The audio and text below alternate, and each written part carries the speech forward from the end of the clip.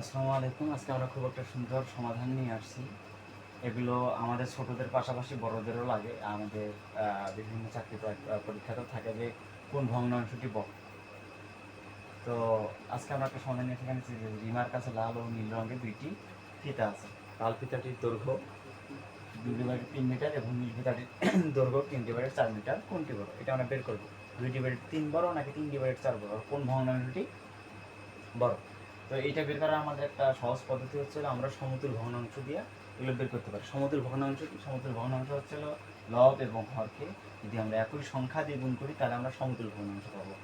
আর আমরা তো জানি যে যে ভগ্নাংশের হর একই কিন্তু লব যেই ভগ্নাংশটা বড় সেই ভগ্নাংশটি বড়।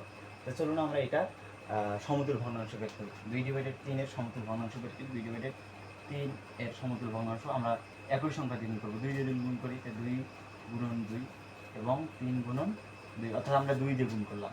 এই 2 দুগুণে 4/6। এটা একটা সমতুল ভগ্নাংশ, অর্থাৎ 2/3 একটা সমতুল ভগ্নাংশ।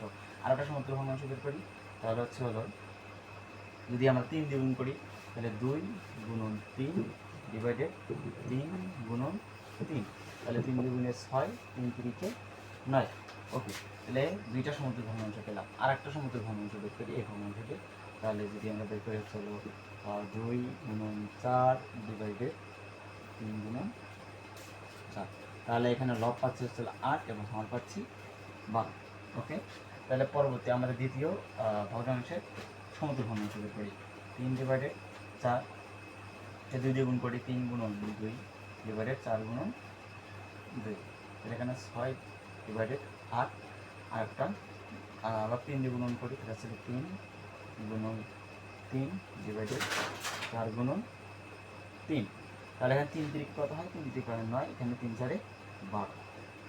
তাহলে দেখেন আমরা এখানে হর এখানেও 12 পাইছি, এখানেও 12 পাইছি। তাহলে আমাদের হর এখানে সমহর হয়েছে, তাহলে আমরা সমহর করছি।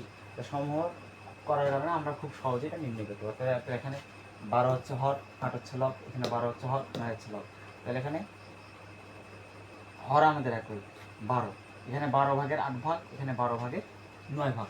তাহলে আমরা নিশ্চিন্তে বলতে পারবো, অর্থাৎ যেহেতু হর আমাদের একই হয়েছে তাহলে আমাদের এই দুইটা ভগ্নাংশের যে ভগ্নাংশ লব বড় সেটাই হচ্ছে বড়। তাহলে আমরা এখানে লিখতে পারি 9/12 এবং কত 8/12। এটা আমরা সমতুল ভগ্নাংশ বের করছি। কোন ভগ্নাংশ সমতুল ভগ্নাংশ বের করছি? 2/3 ও 3/4। তাহলে এখানে দেখেন আমাদের এই যে 3/4 এই ভগ্নাংশের আমরা সমতুল ভগ্নাংশ বের করছি 9/12, অর্থাৎ এইটা। এবং এখানে 2/3 এর সমতুল ভগ্নাংশ বের করছি 8/12। তাহলে এখানে কোনটি বড়? এটি বড় নাকি এটা বড়? আচ্ছা, এখানে 3/4, এখানে আমাদের সমতুল ভগ্নাংশ হচ্ছে এইটা। তাহলে এখানে 12/9, আর এখানে 12/8। তাহলে কোন ভগ্নাংশটি বড়? তাহলে নিশ্চিত এই ভগ্নাংশটি বড়।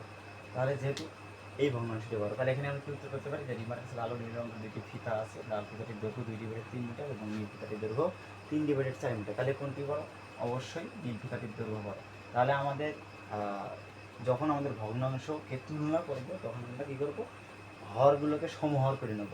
সমতুল ভগ্নাংশের দ্বারা হরগুলোকে সমহর করে নেব, তাহলে আমরা সমাধান পাবো। অর্থাৎ সমহর করার পর যদি আমাদের যেই ভগ্নাংশের লব বড় হবে সেই ভগ্নাংশটি বড়।